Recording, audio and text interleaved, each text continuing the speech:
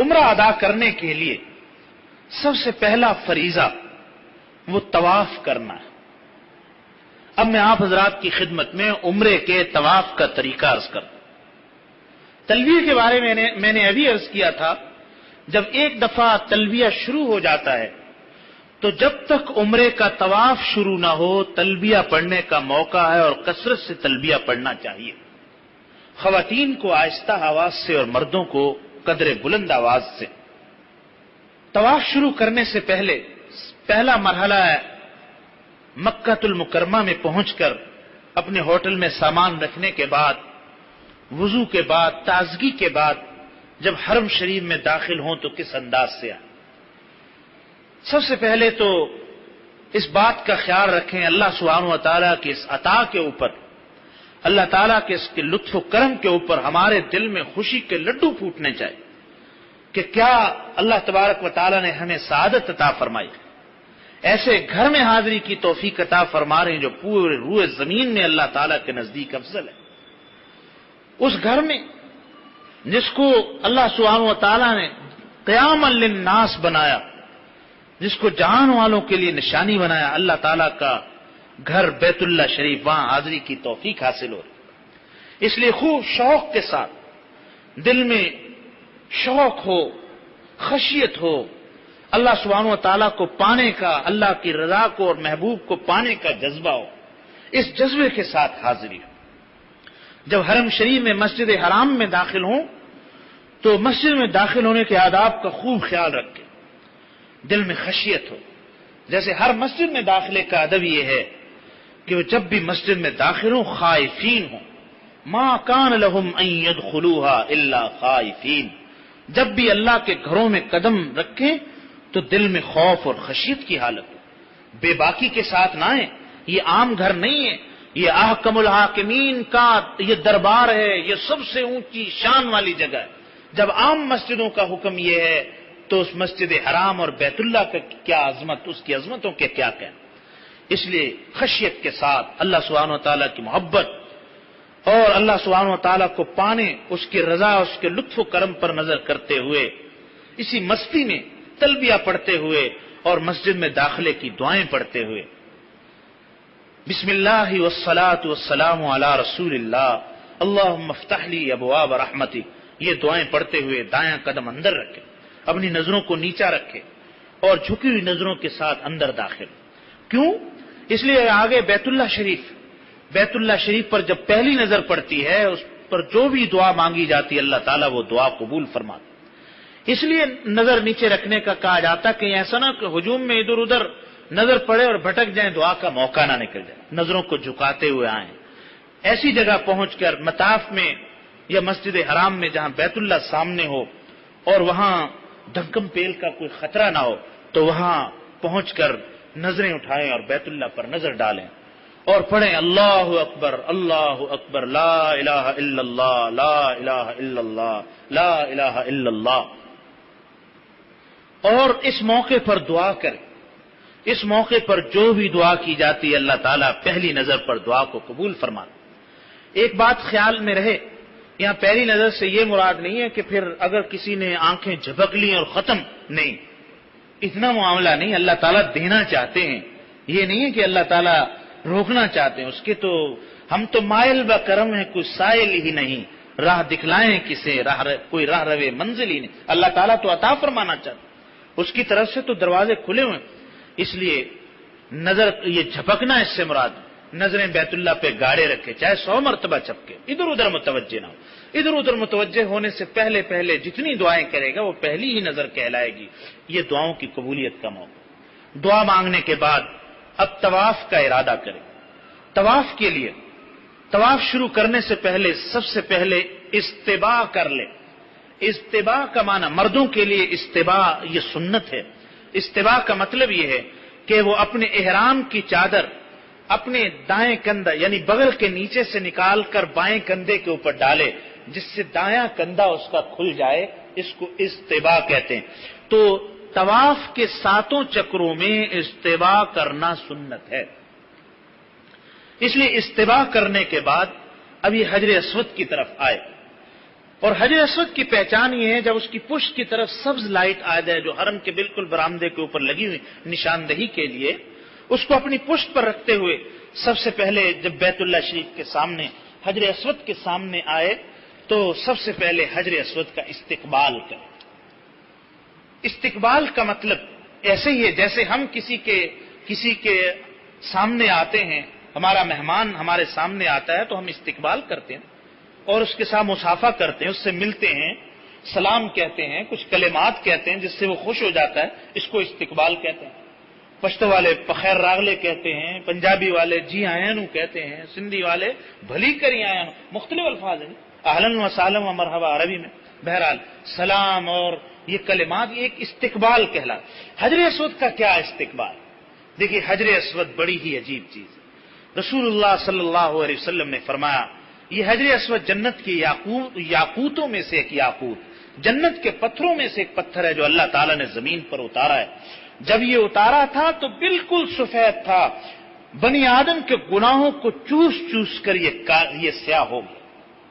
اور یہ بھی فرمایا گیا حجر اسود یہ اللہ کا دایاں ہاتھ ہے جو زمین پر اتارا، جس نے حجر اسود کا استلام کیا وہ گویا ایسے ہی جیسے اس نے اللہ تبارک و تعالیٰ سے مصافحہ کر لی۔ کتنی بڑی سعادت! اور فرمایا جس نے حجر اسود کا استلام کیا اللہ تعالیٰ قیامت کے دن اس حجر اسود کو آنکھیں بھی دیں گے، اس کو زبان بھی عطا کریں گے، آنکھوں کے ذریعے سے یہ استلام کرنے والے کو پہچانے گا اور زبان کے ذریعے سے اس کے بارے میں سفارش کرے گا۔ تو حجر اسود کے سامنے آ کر استقبال کرنا ہے۔ استقبال اور استلام میں فرق ہے۔ استقبال کا مطلب یہ ہے کہ اس کے سامنے آ کر جس طرح ہم نماز میں کانوں کی لو تک ہاتھ اٹھاتے اس طرح ہاتھ اٹھا کر یوں کہیں گے بسم اللہ اللہ اکبر لا الہ الا اللہ والصلاة والسلام علی رسول اللہ۔ یہ حج کی جتنی دعائیں ہیں آپ حضرات کو الگ سے بھی انشاءاللہ اس کی فائل آپ کو موبائل میں دے دیں تاکہ وقتاً فوقتاً آپ کے سامنے رہیں۔ تو حجر اسود کے سامنے یہ دعا پڑھنے کے بعد بسم اللہ بسم اللہ واللہ اکبر لا الہ الا اللہ والصلاة والسلام علی رسول۔ کہیں دعاؤں میں الفاظ کی کمی بیشی مختلف روایات میں آتی، جو بھی ذہن میں رہے اس دعا کو مانگنے کے بعد ہاتھوں کو چھوڑ دیں۔ یہ تو حجر اسود کا استقبال ہوگا۔ اس کے بعد اب طواف شروع کرنے کے لیے استلام کرنا۔ استلام کا معنی ہوتا ہے حجر اسود کو بوسہ دینا، اور بوسہ نہ دے سکے تو بوسے کا اشارہ کرنا۔ تو بوسہ دینے کا تو موقع نہیں ہوتا، اس لیے اس کی طرف اشارہ کرنا ایسے جیسے حجر اسود کے اوپر ہاتھ رکھ کے دونوں ہاتھوں سے اشارہ کر کے پھر دونوں ہتھیلیوں کو اندر کی جانب سے بغیر آواز کے بوسہ دینا، یہ استلام کہلاتا۔ اس استلام کے بعد اب طواف شروع کر دیں۔ طواف کے دوران مردوں کے لیے پہلے 3 چکروں میں رمل کرنا سنت ہے۔ یہ بڑی تاکید والی سنت، اس میں بھی ساتھی غفلت کا ارتکاب کر موقع ہونے کے باوجود رمل نہیں کرتے۔ رمل کوئی مشکل چیز نہیں، لیکن حضرت صلی اللہ علیہ وسلم کی بڑی محبوب ادا ہے، اس ادا کو ادا کرنا ہے۔ جتنا حضرت صلی اللہ علیہ وسلم کی اداؤں کے مطابق آپ صلی اللہ علیہ وسلم کی سنتوں کے مطابق ہمارے یہ اعمال ہوں گے اسی قدر شرف قبول حاصل کریں۔ تو رمل کا مطلب یہ ہے اپنے کندھوں کو اچکاتے ہوئے پہلوانوں کی طرح چھوٹے چھوٹے قدموں کے ساتھ ذرا تیز چال کے ساتھ چلنا، جس طرح کوئی ریسلر اور پہلوان کبڈی والا میدان میں اترتا ہے نا جی، اس انداز میں روب والے انداز میں ذرا کندھوں کو ہلاتے ہوئے اور چھوٹے چھوٹے قدموں کے ساتھ پہلے 3 چکروں میں رمل کرنا سنت ہے، اور آخری 4 چکر اپنی عام رفتار پر ہوں۔ جب پہلا چکر شروع کریں تو پھر طواف کی یہ پورے 7 چکروں میں دعائیں مانگنا سب سے زیادہ افضل ہے، اس لیے اس دوران خوب دعاؤں کا اہتمام کرنا چاہیے۔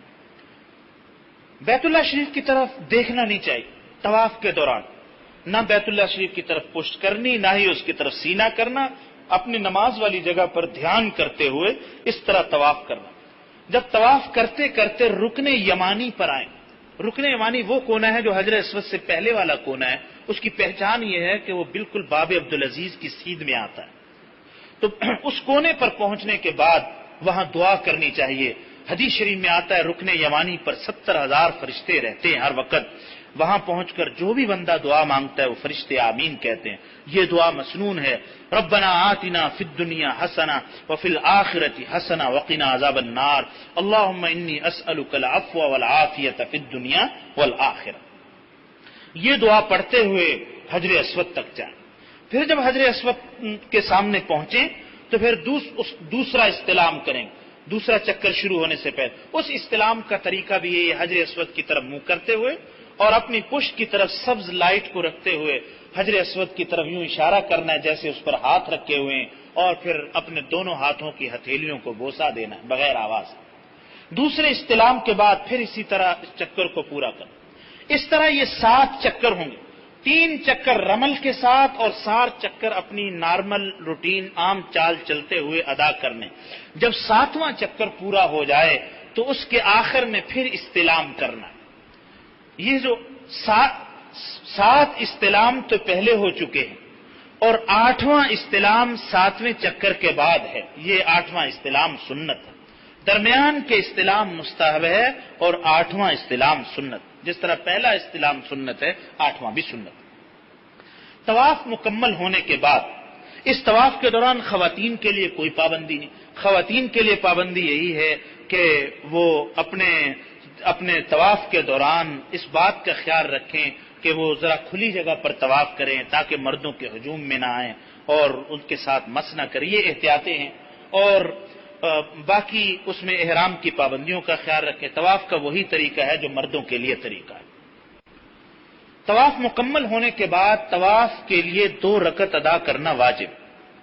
ان 2 رکعتوں کے لیے سب سے بہترین اور افضل مقام تو مقام ابراہیم. مقام ابراہیم پہ عام طور پر جگہ نہیں ملتی تو ایسی جگہ چلا جائے جہاں سامنے مقام ابراہیم بھی ہو اور بیت اللہ شریف بھی. 2 رکعت طواف کی واجب یہ 2 رکعتیں ادا کی جائیں. اس میں پہلی رکعت میں قل یا ایھا الکافرون, دوسری میں قل ھو اللہ پڑھنا بہتر ہے. اس میں دعائیں کی جائیں اور طواف کی یہ 2 رکعتیں ادا کرنے کے بعد یہ طواف مکمل ہو جاتا. طواف مکمل ہونے کے بعد پھر زمزم کا پانی پینا مستحب. وہاں زمزم کے جو کولر ہے وہاں جا کر بہتر یہ ہے کہ غیر مبرد پانی پیے تاکہ جو مبرد یعنی ٹھنڈا پانی اس کے پینے سے وضو کی حاجت جلدی نہ ہو تو وہ استعمال کرے پانی. اس پانی کو پینا اور پانی کو آنکھوں میں ڈالنا, برکت کے لیے سر پر اپنے بدن پر ملنا یہ مستحب ہے. زمزم کا پانی پینے کے بعد اب اگلا مرحلہ یعنی عمرے کا دوسرا فرض ادا کرنا ہے صفا مروہ کے درمیان سعی. صفا مروہ کے درمیان سعی کا طریقہ یہ ہے کہ سب سے پہلے جب صفا کی طرف آئے, صفا پہاڑی کی طرف سعی کرنے کے لیے, تو ایسی جگہ پہنچے جہاں سبز نشان لگا ہوا. وہاں پہنچ کر بیت اللہ شریف کی طرف رخ کرے اور سبز نشان کو اپنی پشت کی طرف رکھتے ہوئے حجر اسود کی طرف منہ کر کے 9واں استلام کرے. 9واں استلام اسی طرح حجر اسود کی طرف اشارہ کرتے ہوئے اپنے ہاتھوں کی ہتھیلیوں کو بوسہ دے. 9واں استلام کرنے کے بعد اب صفا پہاڑی پر آئیں اور صفا پہاڑی پر پہنچ کر صفا مروہ کے درمیان سعی شروع کی جائے. صفا مروہ کے درمیان سعی اور اس کا طریقہ انشاءاللہ آئندہ نشست میں اور حج کے باقی احکام بھی آئندہ نشست میں عرض کیے جائیں گے. اللہ سبحانہ و تعالیٰ سے دعا ہے اللہ تعالیٰ ہمیں پورے آداب اور احکام کی رعایت کے ساتھ سنت کے مطابق حج مبرور کی توفیق نصیب فرما دیں.